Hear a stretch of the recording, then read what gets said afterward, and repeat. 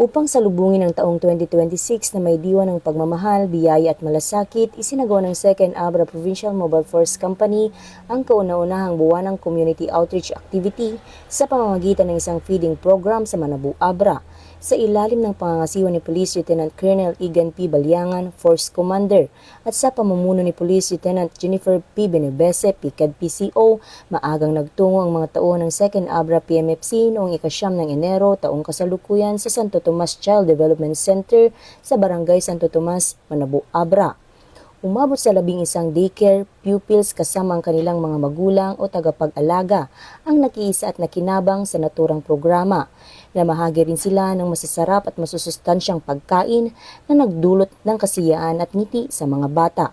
Ipinahayag ng mga guro at magulang ang kanilang taus-pusong pasasalamat at binigyang diin na ang ganitong uri ng aktibidad ay malaking tulong hindi lamang sa pisikal na pangangailangan ng mga bata, kundi pati na rin sa pagpaparamdam ng malasakit at suporta mula sa kapulisan.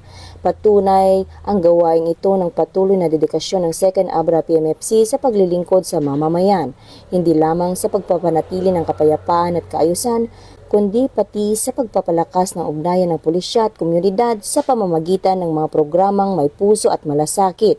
Para sa bagong PNP, para sa bagong Pilipinas, serbisyong mabilis, tapat at nararamdaman. Mula dito sa Abra Police Provincial Office, ako po ang inyong Police News Network Correspondent, Patroluman Maria Ella Garcia, alagad ng batas, tagataguyod ng Balitang Pulis.